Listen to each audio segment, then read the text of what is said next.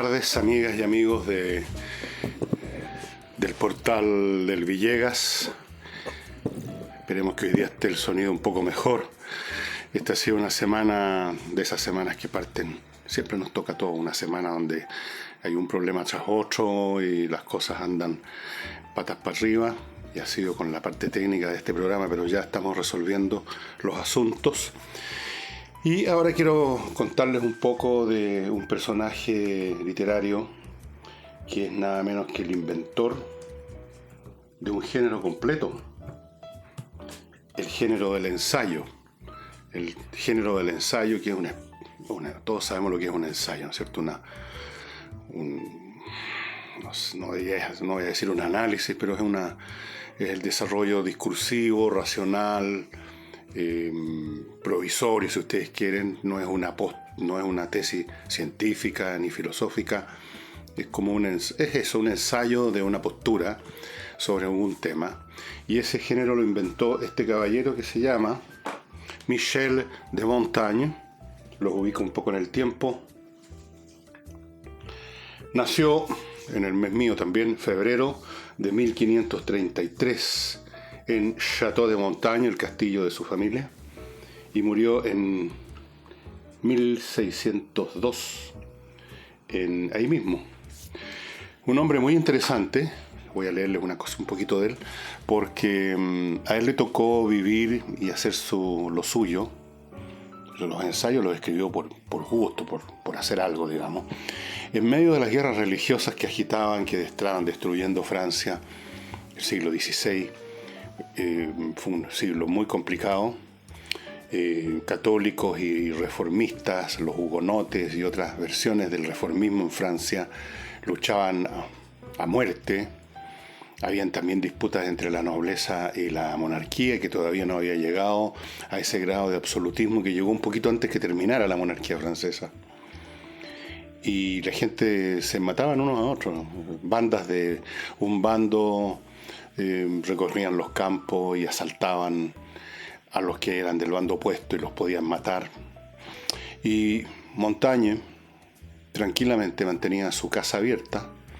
Se encerraba en una especie de un torreón que todavía está ahí, un monumento en Francia, a escribir esto que él llamó ensayos, essays, y que es un género que él inventa y donde habla de todo tipo de cosas con una tolerancia, con una flexibilidad mental, con una cultura extraordinaria. Por supuesto, como todo hombre culto de esa época, se manejaba con los idiomas clásicos, pero lo más importante es su visión escéptica, pero al mismo tiempo benévola del mundo. Él no era un escéptico de entrecejo fruncido, un negador profesional, sino que simplemente miraba las cosas como son, difíciles de definir, ambiguas, cambiantes, por lo cual no vale la pena tomar un partido definitivo por nada y mucho menos cometer crímenes por cosas que son de suyo, movediza, indefinida, transitoria.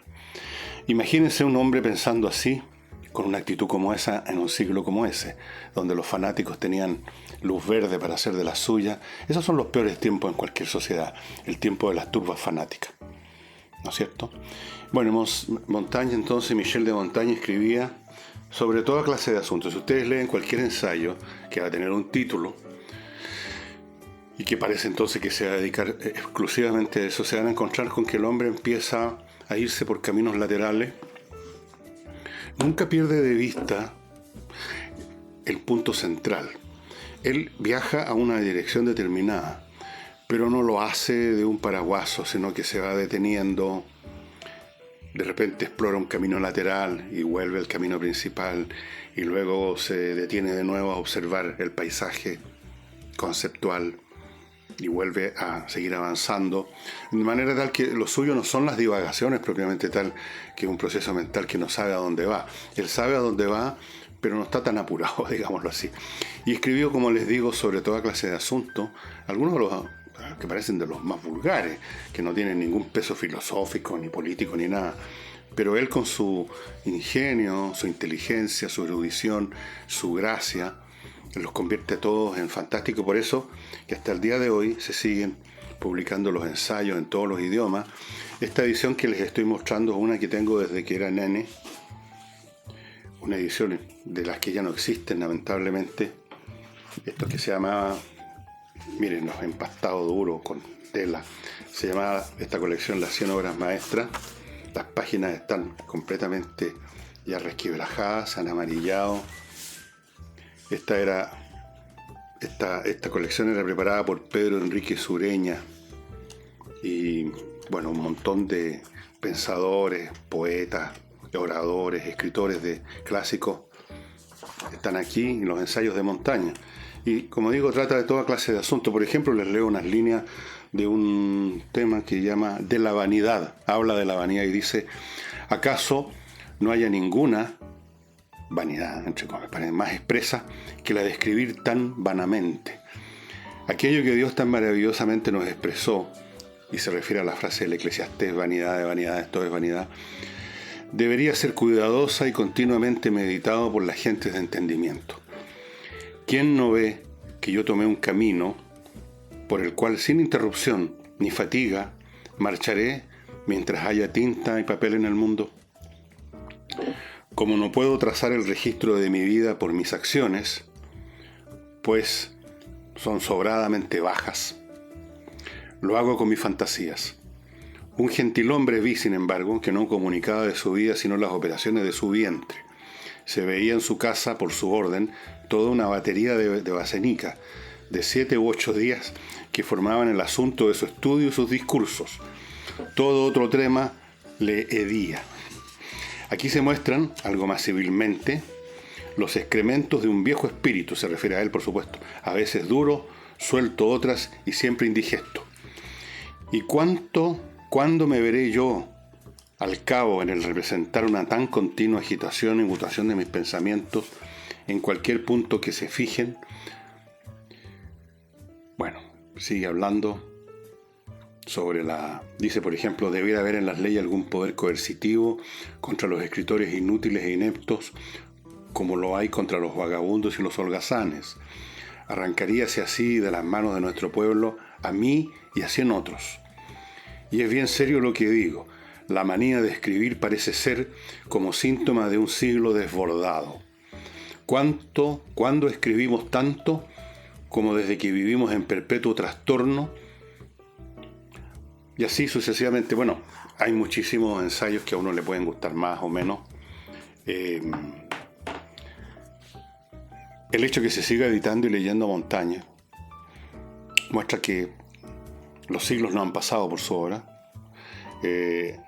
A la pasada les cuento que hay un libro muy curioso, que aquí tengo empastado de una manera miserable, de un autor del siglo XX, italiano, Giovanni Papini, que escribió un libro muy curioso donde montones de personajes de todos los ámbitos de la vida van pasando, van tratando de justificar su vida frente a un ángel que les consulta: ¿y usted qué hizo? Usted hizo tal cosa y tal otra.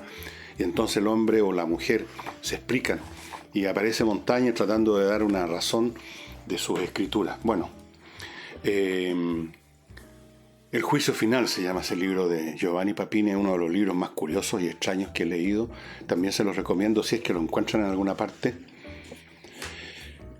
Y ¿qué personajes aparecen aquí? Músicos, mujeres pecadoras, filósofos, magos, locos, extravagantes, toda clase de personas justificándose ante la divinidad. De Sade, por ejemplo. Aquí a Sade le dice Papini, o el ángel, le dice: figuraste en la tierra en el libro de las humanas vergüenzas. Hasta los pecadores vieron en ti un monstruo, un híbrido de vampiro y de gorila. Los embustes y la ferocidad se unieron en tu desenfrenado espíritu y solo la prisión y la locura pusieron término a tus apologías del sátiro sanguinario. Y entonces Sade se justifica y así sucesivamente. Un libro muy curioso. Yo recomiendo los ensayos. Yo creo que están en castellano en alguna parte, supongo. Desde luego en Amazon están en inglés, en FNAC, la librería francesa, está en francés. Seguramente está en todos los idiomas y no sé si habrá alguna edición reciente en castellano, pero se las recomiendo. Y ahora paso, estimados amigos, a los temas bastante más banales de la actualidad política y todo eso. El tema de la propuesta del gobierno de un cambio del sistema de pensiones, del sistema previsional, se encamina ahora a otro capítulo. No ha terminado esto.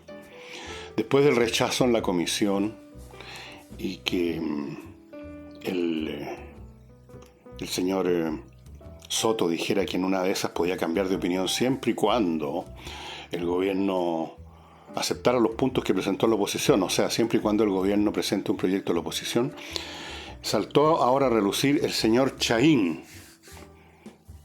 El señor Chahín, que preside la Democracia Cristiana, que tuvieron una reunión y salieron más o menos con el mismo discurso, porque el jueves, mañana se va a votar esto en la sala otra vez, el tema de si se elegirlo o no.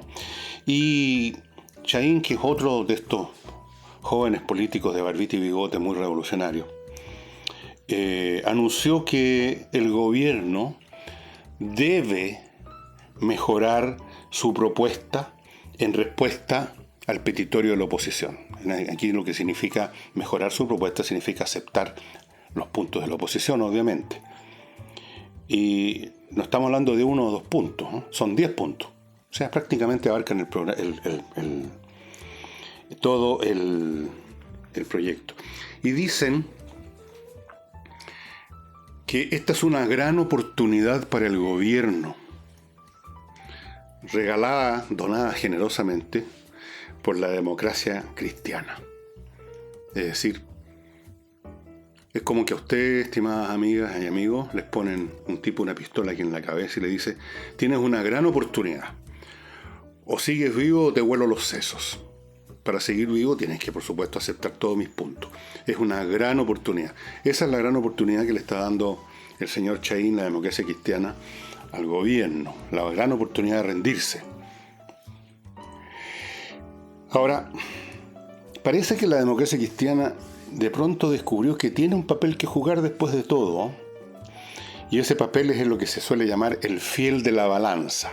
La fuerza que finalmente decide para dónde se va a inclinar. Descubrieron, y lo están poniendo en práctica, ese poder.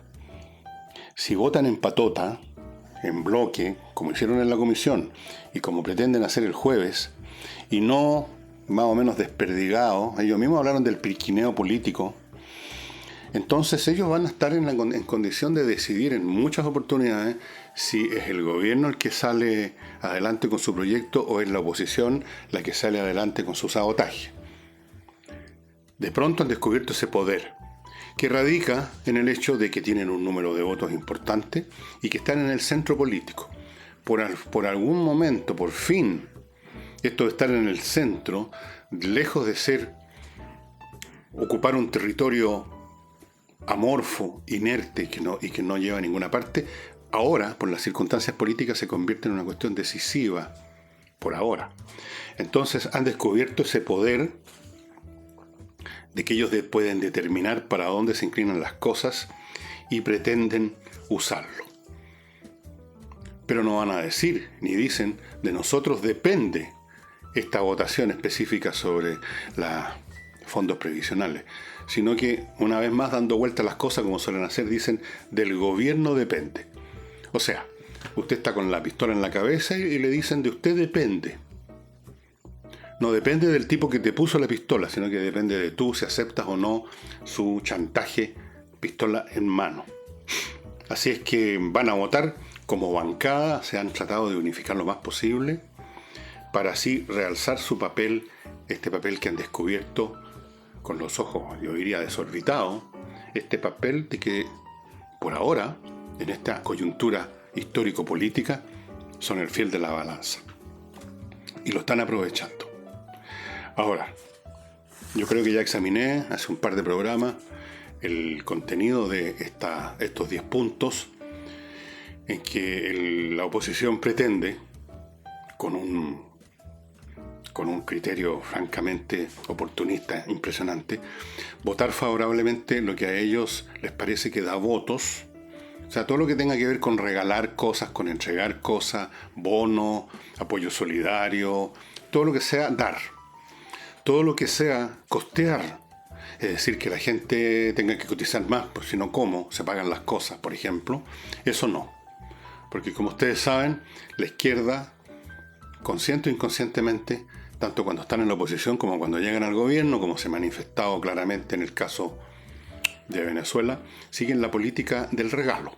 Su política económica consiste en comprar clientes políticos, arrebatando lo que puedan de lo que haya de reserva y luego extorsionando a los ricos. Más impuestos, más presiones, más lo que en la antigua Grecia se llamaban las liturgias. Entonces, esa es toda su política económica. Hasta ahí llega la ciencia económica de la izquierda. O sea, sacarle a uno para darle a otro. Desvestir un santo para vestir un santo. Y en el camino de pasar el traje de este santo a este otro, ellos se quedan con la mitad de la ropa, más o menos, como hemos visto. Dicho sea de paso, el Congreso, como ustedes saben, los congresales van a recibir un aumento de medio palo para pagar sus asesorías, porque estaban con problemas. Solamente, fíjense, tenían 3,5 palos para pagar al sobrino huevón que tienen, al que le dan la pega de ir a sacar copy-paste de la internet. Ahora disponen de 500 lucas más para eso. Estupendo. Así es que ahí están las cosas. Vamos a ver qué pasa mañana. ¿Qué va a hacer el gobierno ante esta extorsión, pistola en mano de la oposición? ¿Quiénes van a ser perjudicados en esto? Por supuesto no van a ser los congresales. Los congresales están recibiendo aumentos, se forran los bolsillos, no hay ningún problema para ellos. Seguramente tienen los mejores planes de salud disponibles en instituciones privadas, tienen resguardadas sus vidas, están asegurados. Los que van a joder son, por supuesto, los ciudadanos comunes y corrientes que van a tener que seguir con el sistema tal como es ahora. Eso es todo. Eso es todo. Y, estimados amigos, quiero recordarles algún par de cositas. Espero que esté saliendo bien el sonido. Los regalos. Ese es un tema siempre difícil. Uno sabe que tiene que regalarle a a la señora, al esposo, a un hijo, a un hermano, a un amigo querido, pero no sabe qué. Es difícil hoy en día regalar. En general la gente tiene todo lo que necesita, computadores, cosas de este tipo, todo el mundo tiene. Pero una joya, aunque uno tenga joyas, es un regalo fantástico, es un regalo siempre valioso, un regalo que siempre se aprecia. Y yo les recomiendo que para hacer ese regalo entren a bowmex.com. Es una joyería en línea. La joyería en línea que presenta las joyas más hermosas de Chile por una razón muy simple. Porque las joyas que presenta y que tienen muchas variedades, líneas italianas, españolas, para hombres, para mujeres, platería mexicana, platería de acá, todas, por supuesto, metales preciosos, plata, oro, piedras preciosas, pero sobre todo diseños.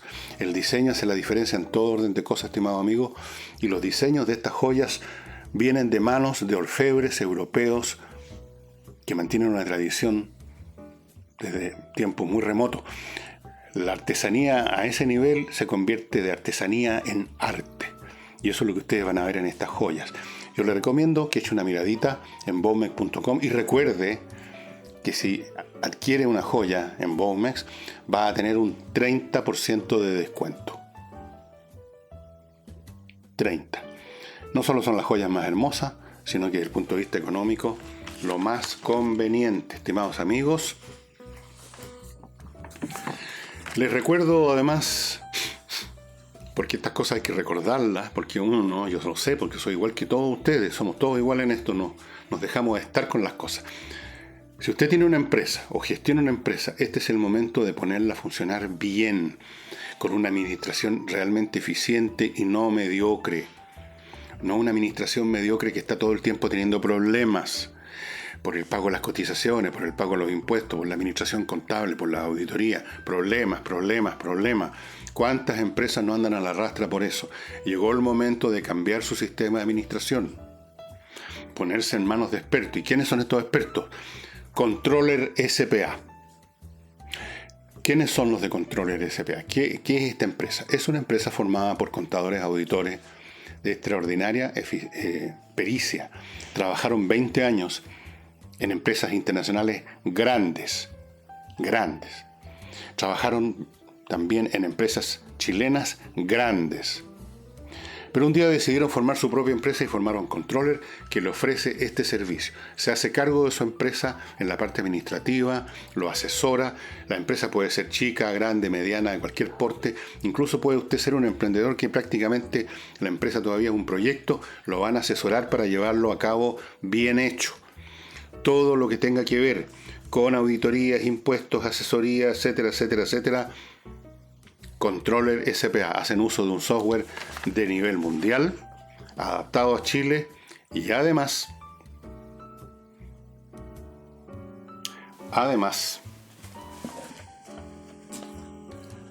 ponen una cosa más importante que ninguna otra: experiencia, su experiencia. Así que ya sabes, Controller S.p.A.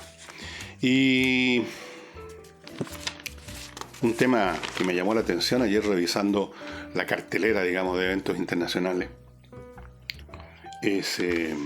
lo voy a dejar para el final, que tiene que ver con cómo todos los poderes nacionales, las potencias, las semipotencias, todos los que tienen un determinado objetivo en sus relaciones internacionales que vaya más allá de vender sus mercancías, como hacemos nosotros, que no podemos tener ningún otro objetivo salvo ese, retroceden hoy en día. Creo que lo mencioné en algún programa. Se les hace más difícil hacer lo que se hacía en otros tiempos históricos, cuando simplemente las potencias presionaban hasta el punto de quiebre, llegado el caso, para obtener sus objetivos. O sea, llegaban a la guerra o a la amenaza de guerra, pero una amenaza de verdad que se concretaba. Hoy día todo el mundo retrocede por razones que tienen que ver con una situación que lo permea todo, a saber, una interdependencia entre todas las partes más grande que nunca en la historia. Siempre ha habido interdependencia. Los hombres de las cavernas ya comerciaban unos con otros, aunque ustedes no lo puedan creer. Pero ahora eso está elevado a la millonésima potencia. Y además las capacidades de daño mutuo son mucho más grandes. Entonces, vean ustedes el caso. Estados Unidos lleva una flota completa, una fuerza de tarea a la zona del Golfo Pérsico, estaciona bombarderos B-52 en las proximidades de Irán, pero tras cartón Pompeo va a Rusia y dice: no, si no tenemos ninguna intención de hacer guerra.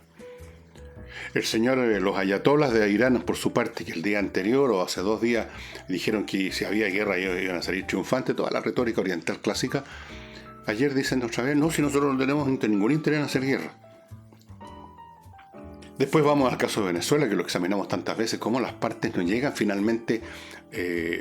El gobierno, en este caso especialmente de Maduro, no llega hasta las últimas consecuencias destruyendo de un paraguaso a la oposición, sino que ha ido con Gotario, tomando uno, arresta al de más allá. Eso no se veía antes. Yo recuerdo de niño chico, en casos como estos, en que había un grupo que quería echar abajo un gobierno, el gobierno actuaba con toda la violencia del mundo nomás. Y por todos lados vemos una renuencia a llegar hasta las últimas consecuencias, que deriva de que el planeta en su conjunto, las relaciones que hay entre naciones, grupos, clases, estamentos, etc., es de tal complejidad y todas las partes tienen tal poder para hacerle daño al otro y echar abajo todo el castillo, digamos, de naipe, que hay una mayor tendencia. Yo no digo que no pueda pasar algo decisivo en un momento dado, pero hay una mayor tendencia a dejar las cosas ahí, a medio cocinar, no llegar hasta las últimas consecuencias, retroceder, tratar de nuevo llegar a un acuerdo. Lo estamos viendo en el caso de la guerra comercial entre Estados Unidos y China. Ambas partes se subieron los impuestos, pero ambas partes están todavía en conversación, están tratando de encontrar una salida. Ninguno de los dos se dijo: ok, hasta aquí nomás llegamos con el comercio con ustedes, no les vamos a comprar nada de ahora en adelante. No. Es imposible hacerlo aunque se quiera, porque las interdependencias son demasiado poderosas. O sea, aquí estamos viendo un proceso histórico muy masivo a nivel mundial, que determina condiciones de acción distintas para los actores y que se refleja en esta mayor, no digo absoluta, mayor renuencia a llegar hasta los extremos. Es un tema interesante, ustedes lo pueden observar en todo orden de cosas, incluso en la política interna de los países. Veamos el caso de Chile, ya lo voy a tocar ahora, cómo las partes en conflicto tienen ciertos topes, más allá de los cuales no se atreven a ir por temor a las consecuencias debido a estas nuevas condiciones económicas, políticas, valóricas, mentales, etcétera, que rigen ahora en el planeta. Vean el caso de lo que pasa en Chile, para ir a un detalle que ilustra esto. El Instituto Nacional, que era un colegio, como lo llamaban, emblemático, un colegio que producía una camada tras otra de jóvenes que llegaban a las universidades en su gran mayoría, que se convertían en buenos profesionales. El Instituto Nacional se jactaba con razón de tener toda una historia de formación de personas que fueron de relevancia en Chile en todos los campos, desde luego incluyendo la política. ¿Y qué es ahora el Instituto Nacional? Un lugar donde una pandilla de 30 o 40 muchachos, estos del overol blanco, buenos para tirar molotov, para armar bombas, y para amenazar, y para matonear, y para usar la violencia contra todo el mundo, profesores, alumnos, empleados, se han hecho literalmente dueños del Instituto Nacional. ¿Y qué hacen las autoridades al respecto? Bueno, en otros tiempos, simplemente identifican a los tipos y se los llevan presos en primer lugar. No solamente los expulsan, sino que los llevan presos por tirar bombas molotov, por ejemplo. Eso es un delito. No es un tema de que sean niños o estudiantes, es un delito. Pero ahora, ¿qué es lo que sucede? Aparece el alcalde de Santiago y dice que el viejo hay que de Chile, hay que ponerle freno a la violencia, ¿En qué se traduce el hay que? Dice que ahora disponen de un instrumento legal que es esta ley contra la violencia dentro de los colegios, etc. ¿Creen ustedes que la va a poner en vigor? ¿Cree usted que en algún momento van a detener a eso, van a identificar a esos muchachos? O sea, ya están identificados y los van a expulsar del colegio. No lo creo. Y si intentan hacerlo, se van a producir reacciones tales que estos niños de repente se van a convertir de combatientes otra vez en niños inocentes que hay que tratarlos con especial consideración. Y no va a suceder gran cosa. Miren lo que pasa, pero esto ya pasa, diría yo, a otra esfera de temas, a otro territorio, pasa del territorio que estábamos conversando, de la dificultad de todos los actores para llegar a las últimas consecuencias hoy en día, pasa al territorio parecido pero distinto de la impotencia del Estado en nuestro país.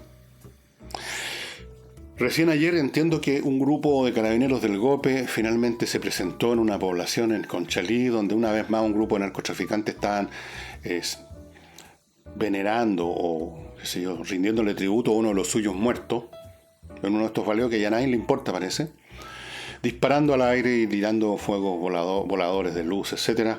Y se presentó el GOPE y el GOPE tuvo que enfrentarse a la chusma que había ahí, que lo bombardeó con botellazos, piedrazos, palos. Se llevaron a varios detenidos. Pero esta es primera vez que ocurre eso. Primera vez. Y vamos a ver si se repite, porque ya es una cosa de prácticamente toda la semana que en alguna población de Santiago las bandas de narcotraficantes que ya se han adueñado a la población, que tienen imperio sobre la población, donde no entra la policía, donde los vecinos tienen que hacerle venia a los capos de la droga, a los picantes que son capos de la droga, hacen lo que se les da la gana, celebran bautizos, funerales, casorios, a balazo limpio.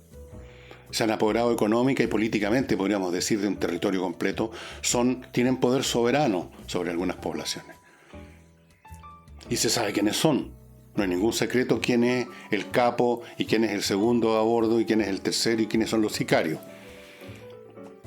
El Estado no hace nada, la policía no se presenta, miran para otro lado. Algunos dicen que lo que pasa es que la policía está mojada, que los han comprado. Yo creo que es un tema de miedo. Miedo no solo del organismo mismo policial, sino que de las autoridades que están por encima, que no se atreven a tomar acción por miedo a que si hay un baleo, porque esta gente tiene armas, incluso más eficaces que las de los carabineros, si hay un baleo van a haber bajas, quizás va a haber incluso algún poblador que recibe una bala loca, y entonces el gobierno va a tener que hacerse responsable y va a aparecer la horda progresista a acusar al gobierno de uso excesivo de fuerza. ¿Cómo se le ocurre ir a reprimir a los narcotraficantes que tienen una empresa honesta? Los barrios de este país, de Santiago, de Concepción, de Valparaíso, los espacios públicos, parques, plazas, calles, avenidas, han sido copadas por la delincuencia. ¿Y para qué hablamos del tema de la causa mapuche, que han copado una provincia o dos completa? Tampoco se hace nada.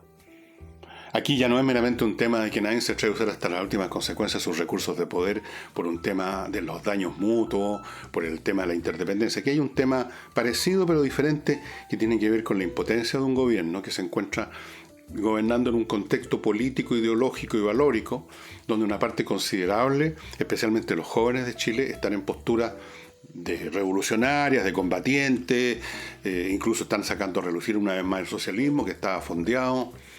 Y en ese clima, y con una oposición que tiene el Congreso completamente dominado, entonces el gobierno ha caído en la impotencia y no ocupa ni siquiera, no digamos ir hasta los extremos de sus recursos, sino que ni siquiera a los principios de sus recursos. Antes de continuar, estimados amigos, les recuerdo que si usted tiene un pleito civil o tiene un litigio que va a terminar en una corte civil, dije, no penal ni laboral, los temas de familia son clásicos, recurra a expertos, póngase en manos de abogados que saben la pega, no el abogado que le recomendó un amigo por teléfono, póngase en manos de Salinas y Ojeda. Es un bufet especializado en temas civiles de esa naturaleza, temas de herencia, disputas por divorcio, disputas por contrato, todo lo que tenga que ver con litigios entre civiles, no juicios laborales ni penales, repito, es tema de Salinas y Ojeda, que tienen un bufet que se ha desarrollado para hacerse cargo de ese tema. Nada más. Por lo tanto, son especialistas y por ese motivo, por esa razón, tienen una muy buena porcentaje de éxitos en las cortes.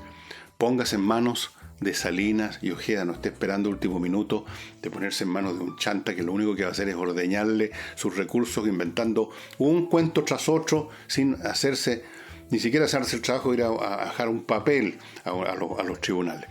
Póngase en manos de Salinas y Ojeda, los datos están a mi izquierda, es súper fácil, salinasyojeda.cl. Si tiene algún problema, consúltelo, vaya viendo lo bien que le va a ir, como ya le está ocurriendo, por lo que he sabido, a algunas personas que estaban en esta situación y que son visitantes de este canal.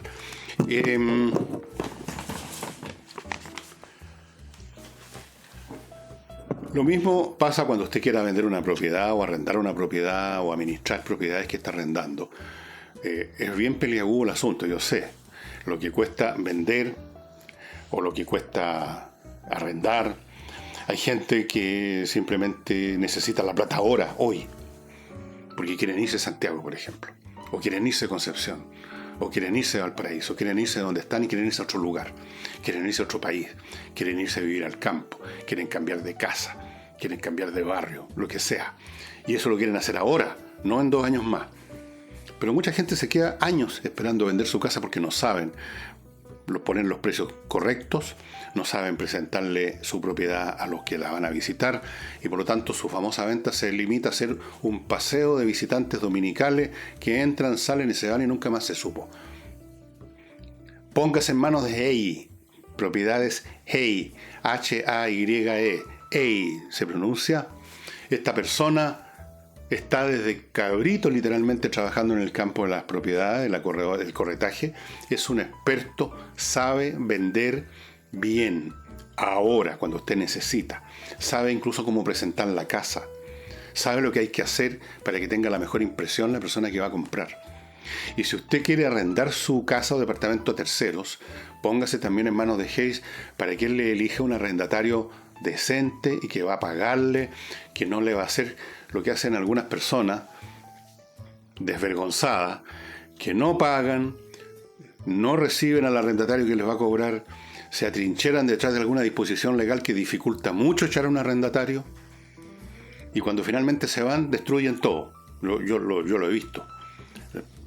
Rompen el water, rompen las cortinas, hacen el mayor daño posible, una costumbre lamentablemente que bastante general en algunas personas que se abandonan, como que se vengan, ¿eh? Entonces, con Hayes usted se evita todo eso porque sabe a quién arrendar. Sabe a qué personas se les puede arrendar y a quiénes no.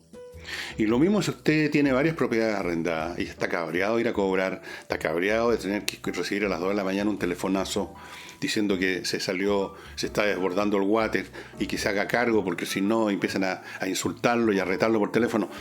Deje que EIS le administre todo eso. Él sabe. Póngase en manos de EI Propiedades. Aquí están los datos. No se complique la vida. Venda su casa, venda su departamento, arriende bien, administre bien con Hayes.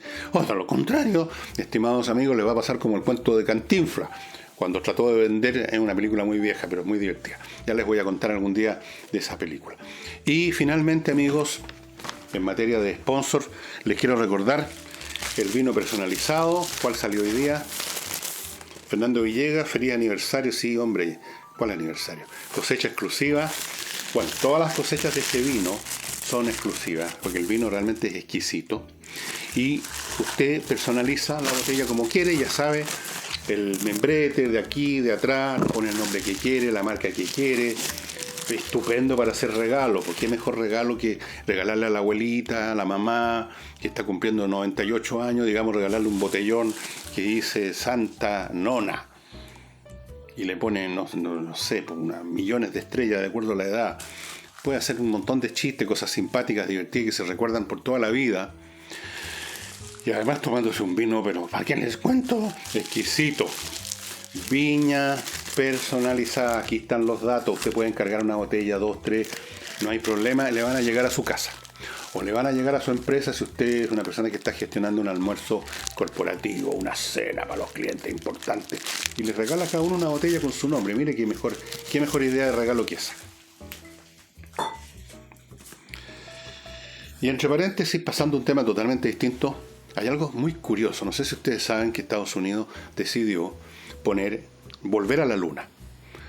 Después de muchos años que no se hizo ninguna expedición humana más a la Luna, ellos decidieron poner una mujer, además, en la Luna, una astronauta femenina en la Luna. Y tienen un plazo, quieren que esto ocurra allá por el 2024, o sea, 5 años más. Ese es el proyecto Artemis. Pero les voy a contar una cosa. Varias naciones e incluso empresas privadas como la de Elon Musk, el hombre de Tesla, creo que también está metido en estos proyectos el Bezos de Amazon. Hay un montón de proyectos muy curiosos que señalan todos la misma cosa. Una súbita, inexplicable urgencia por volver a la Luna. ¿A título de qué? Y algo aún más curioso. Un ingenio espacial que lamentablemente tuvo un problema y se estrelló finalmente, un proyecto espacial israelita, estaba llevándose, o va a ser otro proyecto que va a hacer lo mismo, un archivo con toda la sabiduría humana, si es que existe la sabiduría humana. No sé cuántos miles de millones de gigabytes con información sobre nuestra tecnología, nuestras artes, la sinfonía de Haydn, los pensamientos de Einstein, de Freud, de Miguel Ángel, reproducciones, todo lo que la humanidad ha hecho en términos de cultura. Y la pregunta es ¿por qué? ¿Por qué quieren mandar a la Luna eso? ¿Acaso alguien vive en la Luna? ¿Se va a fundar una universidad en la Luna? ¿Por qué ese afán por llevar a la Luna, o sea, fuera de la Tierra, ese stock de conocimiento? ¿Por qué ese apuro repentino de distintas organizaciones espaciales de distintos países, incluso privados, repito, por no solo ir a la Luna, sino que ver modo de instalar gente ahí? O sea, hacer residir gente en la Luna. Y no meramente, como los años 70, mandar a unos tipos que recojan unas piedras y vuelvan. No, a estar allá. ¿Y por qué todo esto antes del año? Porque se ha mencionado esta cifra, antes del año 2029. Junten con una línea los dos puntos. ¿Qué va a pasar el año 29? Que están tan urgidos por llevarse todo el material de archivo que representa o que encarna o que materializa la historia entera de la cultura humana a la Luna. ¿Por qué el apuro por poner gente a vivir en la Luna? Y la Luna, ya, ¿qué más nos podía ofrecer la Luna? Se fue para allá, se trajeron unas piedras, no hay nada más en la Luna que pueda ser de interés aparentemente. ¿Por qué? Tal vez porque es el astro que no es la Tierra, que está más cerca de la Tierra, que es más fácil llegar. ¿Qué va a pasar en la Tierra que están tan apurados antes del año 29 distintas potencias por poner gente ahí? ¿Cuál es el apuro?